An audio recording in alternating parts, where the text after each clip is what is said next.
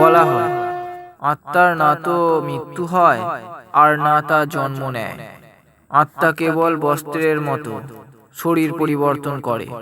অর্থাৎ আত্মা আমাদের বিবেক, আমাদের বুদ্ধি, আমাদের ক্ষমতার চেয়েও বেশি পুরনো। সে অধিক বুদ্ধিমান এবং অধিক সামর্থ্যবান। কারণ আত্মা যতটা শান্ত হয়, মন ততটাই চঞ্চল হয়।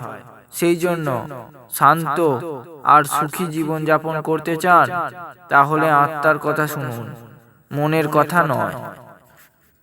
ও বলা হয় যে মানব জন্ম কেবল ভাগ্যবানরাই লাভ করে। যে ব্যক্তি পূর্ব জন্মে পুণ্য করেছে তারা মানব জন্ম গ্রহণ করার সুযোগ পেয়ে থাকে। কিন্তু কেন জানি না, এই কলিযুগে মানব জন্ম পেতেই ব্যক্তির মনে অহংকার, লোভ, বাসনার মতো অবগুণ ভিড় করে আসে।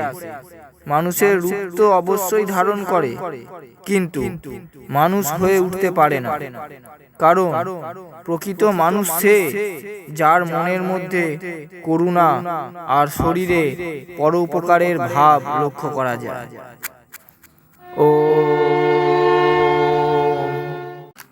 যখন ঈশ্বর মানুষ রচনা করেন, তখন তার মধ্যে অনেক গুণ দেন, বিবেকও দেন, প্রেমও দেন।